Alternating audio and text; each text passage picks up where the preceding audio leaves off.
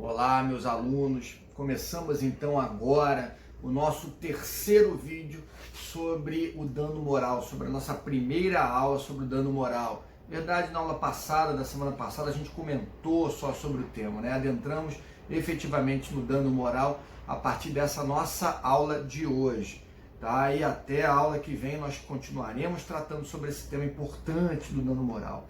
Então, nessa apostila que eu coloquei para vocês, aí na verdade é mais um roteiro de aula, nós temos o item 3. O item 3, ele se encontra na página 5, se vocês estão acompanhando aí pelo texto que eu também fiz o upload para o Classroom. Vamos lá, item 3, questões importantes e controvertidas sobre o dano moral. Primeiro ponto, ou primeira questão, danos morais versus transtornos ou aborrecimentos, meros aborrecimentos. Essa questão é muito comentada hoje em dia. O que o texto fala aí para vocês? Vamos lá. Tanto doutrina como jurisprudência sinalizam para o fato de que os danos morais suportados por alguém não se confundem com os meros transtornos ou aborrecimentos que a pessoa sofre no dia a dia. Isso sob pena de colocar em descrédito a própria concepção da responsabilidade civil e do dano moral. Então, cabe ao juiz, analisando o caso concreto e diante da sua experiência, apontar se a reparação imaterial é cabível ou não. Eu coloquei em vermelho, destacado para vocês o seguinte: nesse sentido, foi aprovado na terceira jornada de Direito Civil do CJF o enunciado 159, pelo qual o dano moral não se confunde com meros aborrecimentos decorrentes do prejuízo material, ou seja, o mero prejuízo material e o aborrecimento que a gente tem com o prejuízo material por si só não gera o dever de compensar aquele lesado por dano moral ou compensar em dano moral. Tudo bem?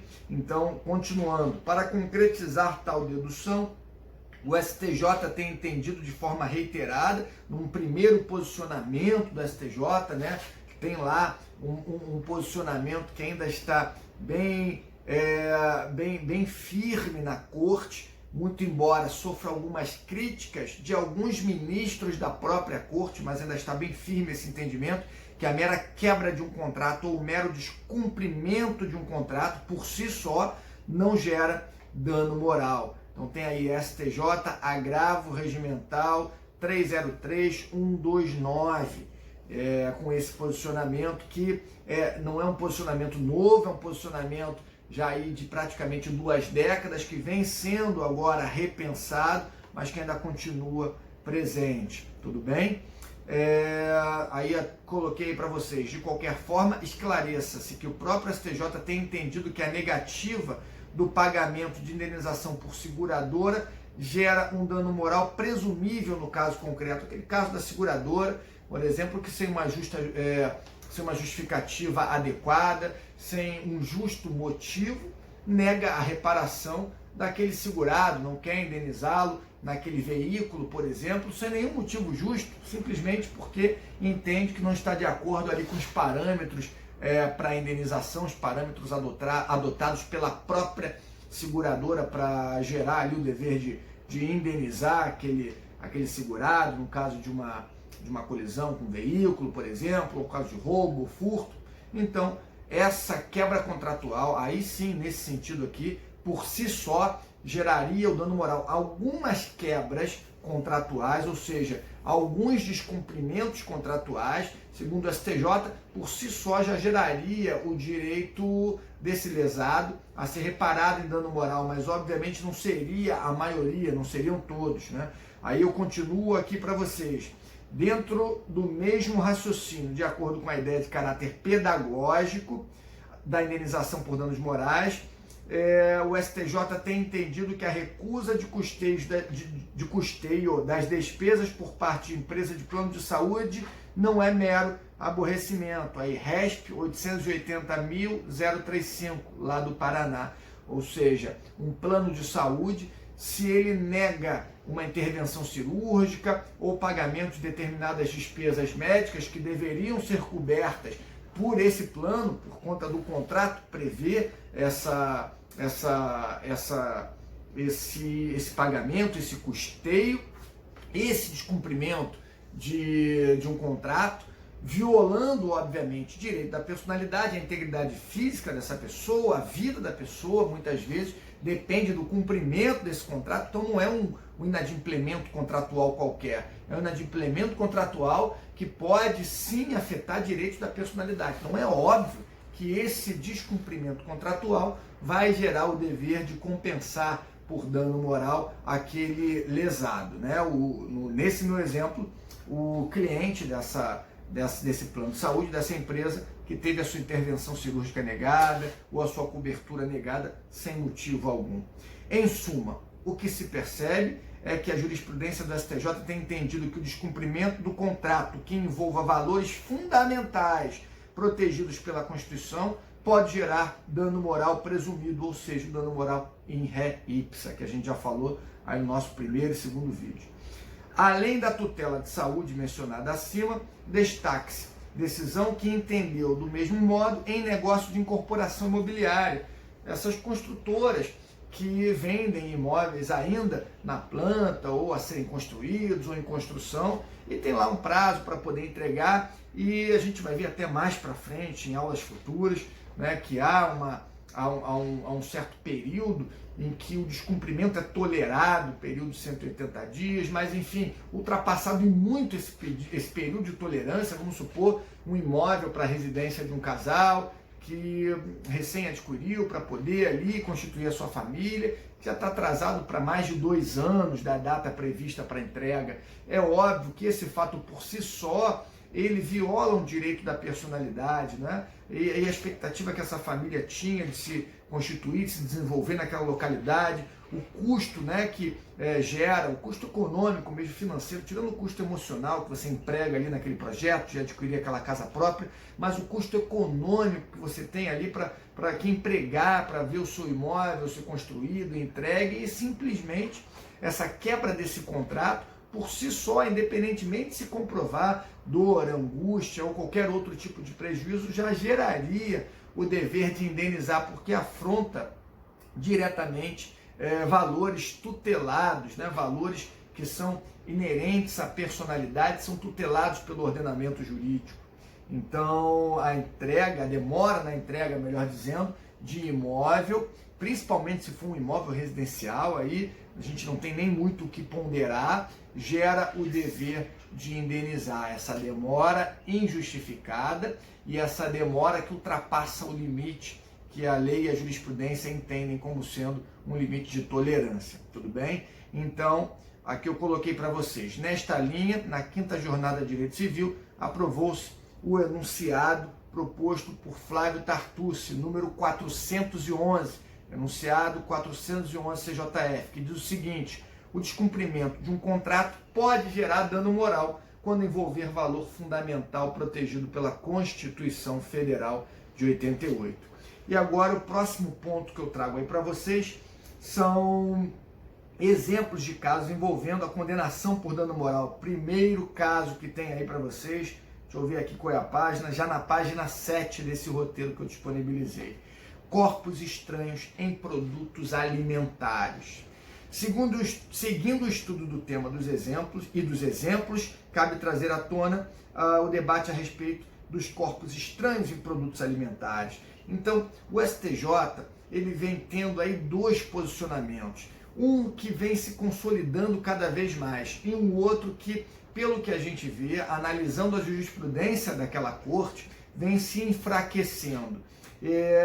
Me parece que a tendência está clara num determinado sentido, e eu vou falar para vocês aqui qual é o sentido. Como é que a corte, então, se posiciona? Olha só que interessante. Vamos ler primeiro o informativo 426 do STJ, que está aí no material de vocês, para a gente entender esse primeiro posicionamento. Dano moral. Inseto em refrigerante. Comentei em sala de aula também sobre esse tema. O dano moral não é pertinente pela simples aquisição de refrigerante com inseto. Olha só, essa primeira posição, traz o seguinte: o dano moral não é pertinente pela simples aquisição de refrigerante com inseto, sem que seu conteúdo tenha sido ingerido por se encontrar no âmbito dos dissabores da sociedade de consumo, sem abalo à honra, ausente situação que produza no consumidor humilhação ou represente sofrimento em sua dignidade. Uma visão ainda desse julgado aqui, vinculando o dano moral a esses sentimentos negativos, né? Essa visão já um pouco ultrapassada, como eu falei no primeiro vídeo, no início do primeiro vídeo. Com esse entendimento, a turma deu provimento ao recurso da sociedade empresarial, seja lá da marca de refrigerante, invertendo o ônus da sucumbência. Olha só, esse foi um julgamento que o relator foi o ministro Fernando Gonçalves, um julgamento que não é tão antigo assim, mas de toda maneira também não é dos mais recentes, né, de 2010. Bom, primeiro entendimento que eu falei para vocês. Vamos agora para o segundo entendimento. Esse primeiro entendimento estava no informativo 426. Agora vamos ao entendimento do informativo 472, que eu coloquei para vocês. De toda sorte, ato contínuo de julgamento, aquele tribunal, né, o superior, o STJ, posicionou-se no passado pela presença do dano moral, quando o inseto é ingerido pelo consumidor e que o encontra em um produto, ou seja, no mesmo sentido, na verdade, aqui a gente ainda está na primeira posição, tá? Você tem ali o dano moral sendo conferido ao consumidor que ingeriu o refrigerante com o inseto. Aqui a gente ainda está na primeira posição. Vamos lá. Dano moral, consumidor, alimento, ingestão de inseto. E aqui tem um relato, né? Vamos aqui para a parte que considera o fato em si. Tá lá. A turma entendeu, entre outras questões, sem controverso, conforme os autos, que havia uma barata dentro de uma lata de leite condensado adquirida pelo recorrido, já que o recipiente foi aberto na presença de testemunhas, funcionários do PROCON, e o laudo pericial permite concluir que a barata não entrou espontaneamente pelos furos abertos na lata. Tampouco foi através deles introduzida, não havendo, portanto, ofensa ao artigo 12, parágrafo 3º do CDC, notadamente porque não comprovada a existência de culpa exclusiva do recorrido, nesse caso do consumidor, né? Não teve culpa exclusiva do recorrido, do consumidor. Se tivesse, a gente sabe que a culpa exclusiva rompe, né, o nexo causal. Bom, beleza.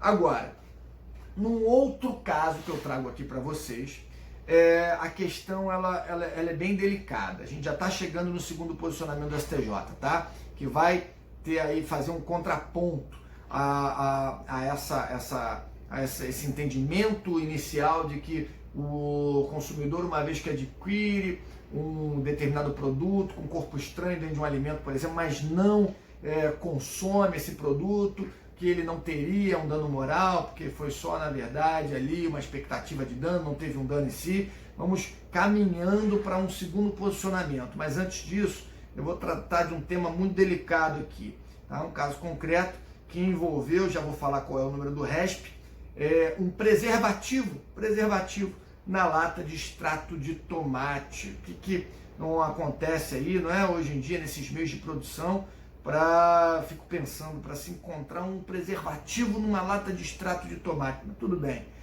Em sentido próximo ao último julgamento, decidiu a mesma Corte Superior, o STJ, que o dano moral está presente quando é encontrado um preservativo dentro de uma lata de extrato de tomate. Era só que faltava não considerar que houve violação ali a um direito da personalidade. O sujeito comprar um extrato de tomate, fazer sua comida lá com extrato de tomate, vai abrir o extrato de tomate e encontra um preservativo dentro da lata de extrato de tomate, né? Enfim, o valor fixado a título de indenização foi de R$10 mil, na minha opinião, um valor inclusive baixo. O indivíduo que está lá, imaginem, junta a sua família, vai fazer uma macarronada, coloca lá o prato na mesa, coloca lá o macarrão na mesa, vai fazer um molho de tomate, quando despeja ali o molho de tomate na panela para fazer ali aquela macarronada de domingo para a família, cai um preservativo no meio da panela do cara ali que ele está cozinhando. Sinceramente, R$10 mil, mas enfim, esse foi o entendimento da corte.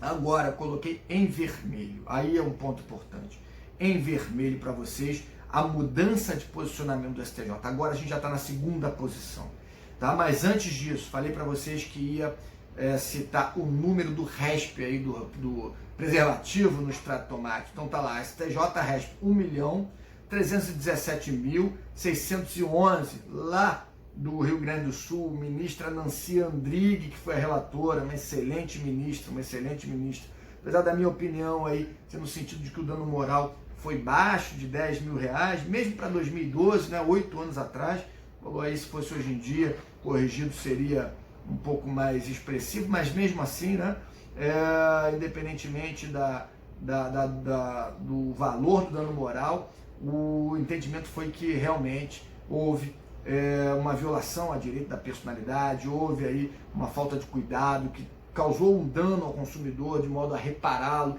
por dano moral, né? Então, muito interessante. Esse RESP está no informativo 499 do STJ. Agora sim, mudança de posicionamento do STJ, em vermelho para vocês. Em 2014, reitere-se, surgiu outra tendência no Tribunal da Cidadania, no STJ, que passou a considerar a reparação em danos imateriais mesmo nos casos em que o produto não é consumido. Essa é uma posição que vem se consolidando, uma posição mais contemporânea. Inaugurou-se assim uma forma de julgar que admite reparação civil pelo perigo de dano, não pelo dano em si, mas pelo perigo de dano, não mais tratada a hipótese como um mero aborrecimento ou transtorno cotidiano. Então a gente tem o informativo 537, que é um divisor de águas, é uma referência que a gente tem aí, né, sobre esse tema. Corpo estranho em alimentos. Recurso especial, direito do consumidor. A ação, isso aqui eu estou citando uma parte do julgado, né? A ação de compensação por dano moral. Aquisição de garrafa de refrigerante contendo corpo estranho em seu conteúdo. Não ingestão, vejam bem, aqui não teve a ingestão. Exposição do consumidor a risco. Ou seja, a exposição do consumidor a risco foi considerada não só aquele dano causado, mas uma exposição a um dano.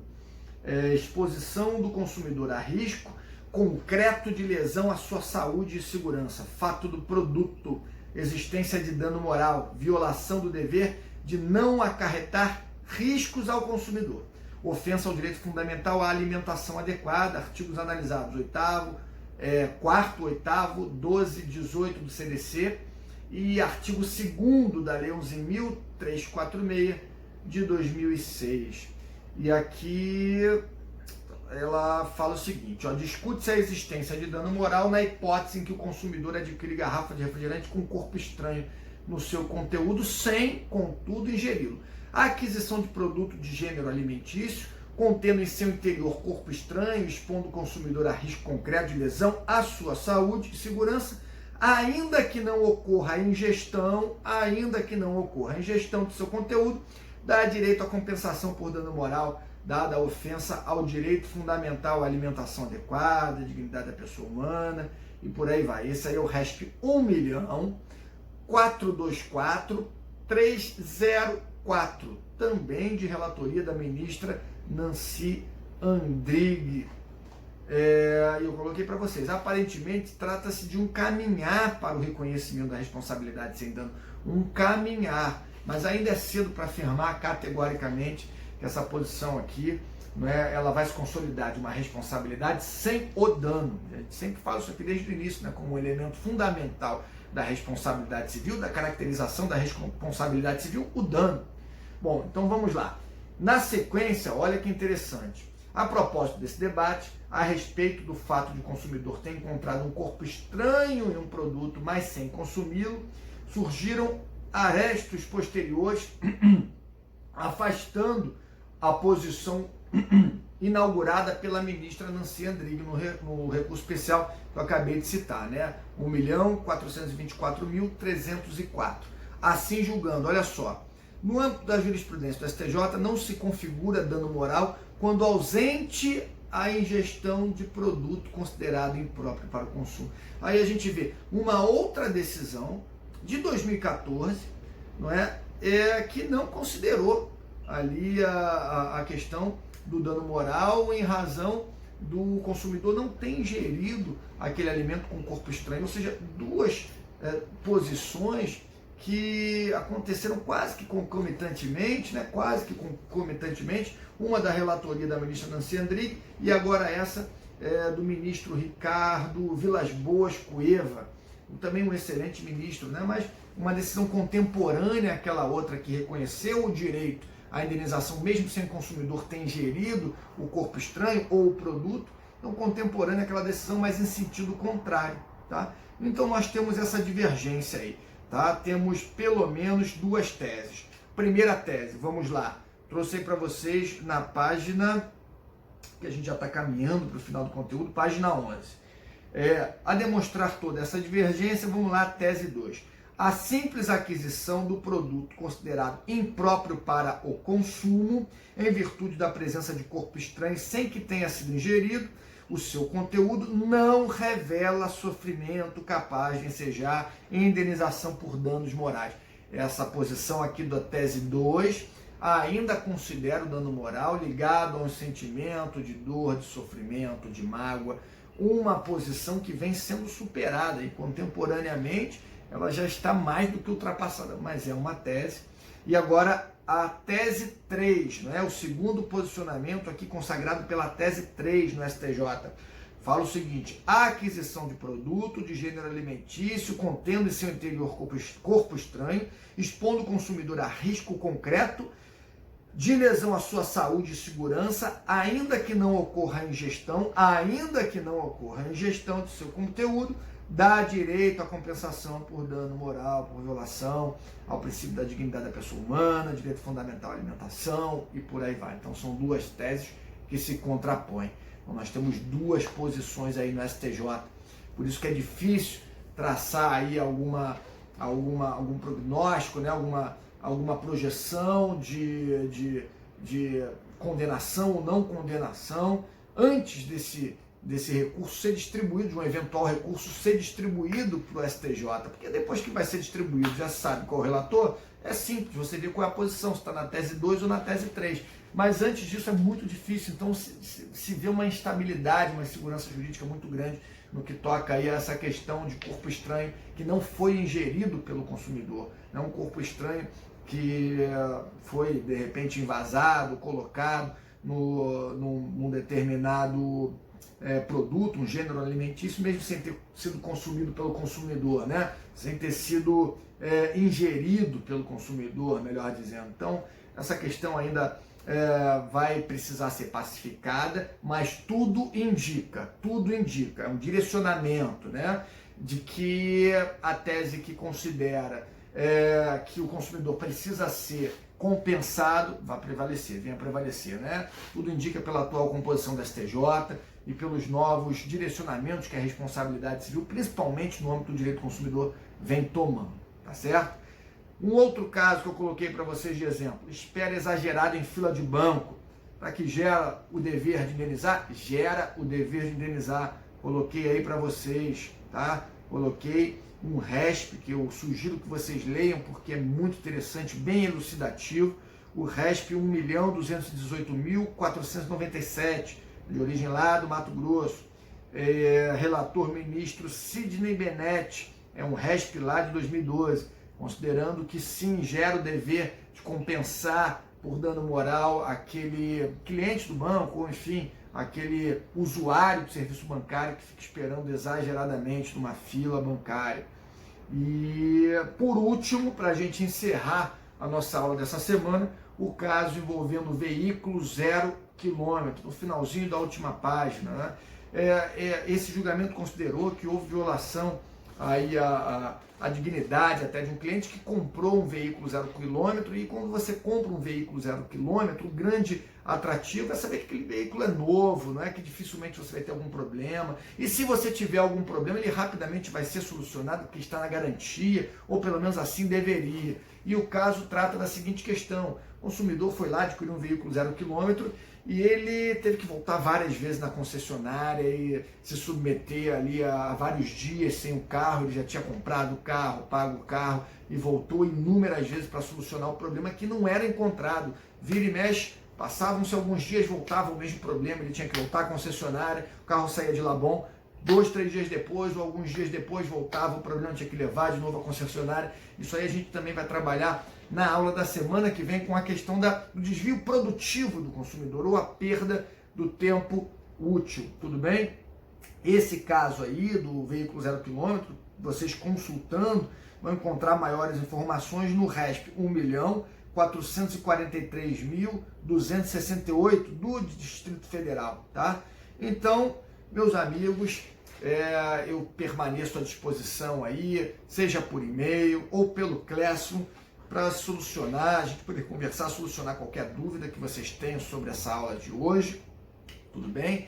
Sabendo que esse período que a gente tem aí de afastamento vai passar, quanto mais a gente seguir as instruções recomendadas pelos órgãos governamentais, pelas instituições de saúde, né? Mais cedo tudo se resolve e a sociedade de novo volta a respirar mais aliviada, tudo bem? Desejo a todos aí uma excelente semana de estudos, com muito cuidado, né? Com muita dedicação, mas ao mesmo tempo muito cuidado com a saúde. Você consiga aí, além de estudar bastante, cuidar um pouco de você, fazer alguma atividade, ainda que na sua casa mesmo, né, por conta dessa locomoção, te traga também satisfação, prazer. O estudo traz, a gente sabe, mas o estudo também cansa. Então o ideal é você conseguir conjugar o seu estudo com outras atividades que venham a te relaxar também, tá bom? Espero que tudo se resolva o quanto antes. Contem sempre comigo. Até a semana que vem.